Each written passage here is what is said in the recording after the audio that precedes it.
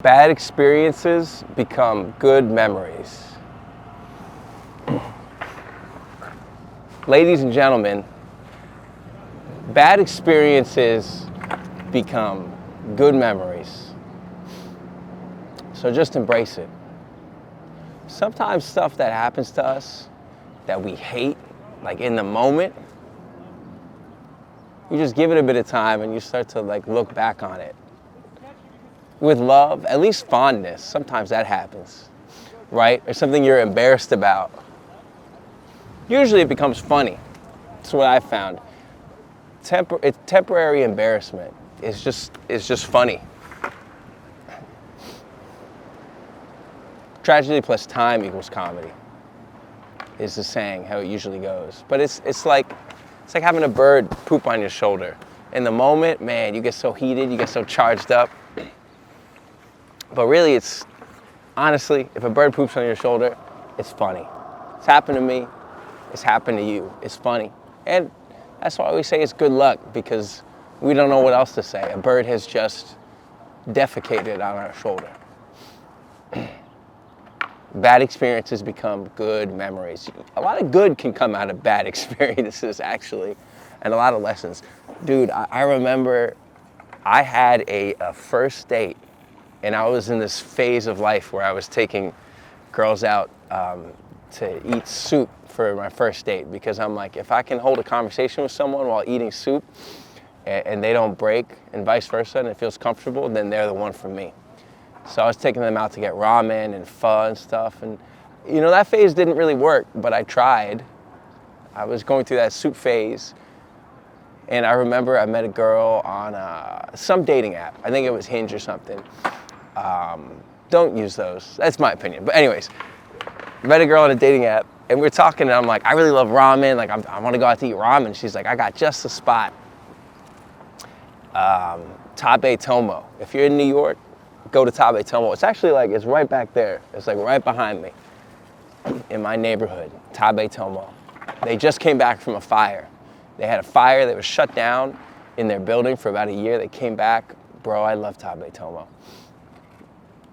But I show up for the date. I think it's a Monday, it's a holiday, something like that. I show up for the date, and I'm trying to give credit, because it's maybe you're to be fair to this person, because maybe it's a holiday. I show up 6, 7 p.m., ready to get some ramen, and she's drunk. She's drunk. First date. Never met this girl before. Again, dating app. So I never met them before. First date. And she was nice, but she was drunk for a first date. And immediately I'm like, okay, all right. I'm not a big drinker, so I'm not the type of guy to try to play catch up. But I was like, we're here. We should have the ramen. And we sat down and we ordered the ramen. She ordered sake immediately. In my mind, I'm like, are you sure you need another one? But I'm not going to judge, whatever. It's a first date. Sometimes people are nervous or they just want to have a good time. And the chef comes out. She's talking to the chef and stuff. It was that was okay. And then she tries to start making out with me. While, again, we're eating ramen. I don't know if you've tried to make out with someone while you're eating ramen. It's pretty messy. I wouldn't wish it on the worst of my enemies, is a mid-make-out ramen meal. Honestly, I was really excited about the ramen. It was good. So she's trying to make out with me, and I'm like, I'm really focused on my ramen and that little egg in the ramen. And yeah, we made it through. We made it through.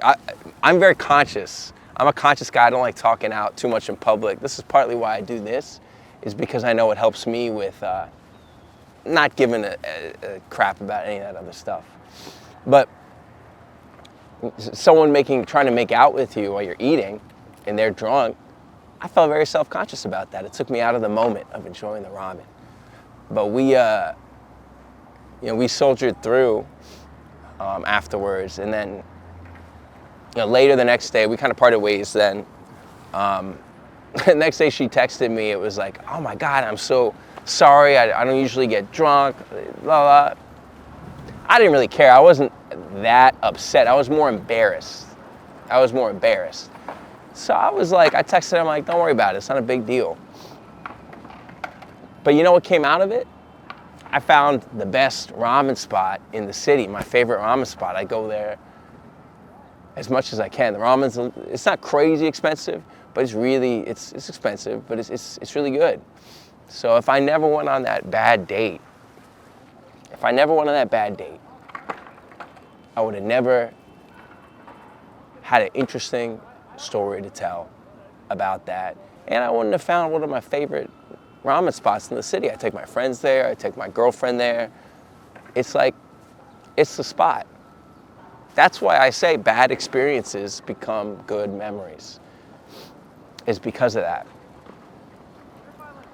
Sometimes like the bad experiences are more exciting and fun than the good ones. You just gotta season it. You gotta season it with time. You gotta let it live. You gotta let it breathe for a little bit, like wine. You gotta let bad experiences breathe like wine. And then they become pretty fucking good. Man, and I said this in another video a little while back. I was sitting around here on a bench. It was one of those. But I remember I set up a show in the winter. Me and my friend Michelle, it was so hard here in New York. We couldn't get to Jersey to where the show is. We had to walk across the George Washington Bridge in the snow, in a blizzard. I got a video somewhere of it. It was a selfie we took. Because in my mind, I'm like, this is crazy. And it was, and we show up, and we thought that they would be happy that we're there.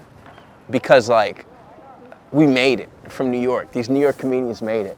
And the person who I was working with at the hotel, or the apartment, she goes, you're late. Get in there and perform. And it was like one of the worst shows ever. And then we had to, after the show, eat food with the people who we just bombed in front of for 30 minutes. With no mic, no amp, because the person with the mic and the amp was stuck on the road, my friend Rishi. God bless him. So we couldn't even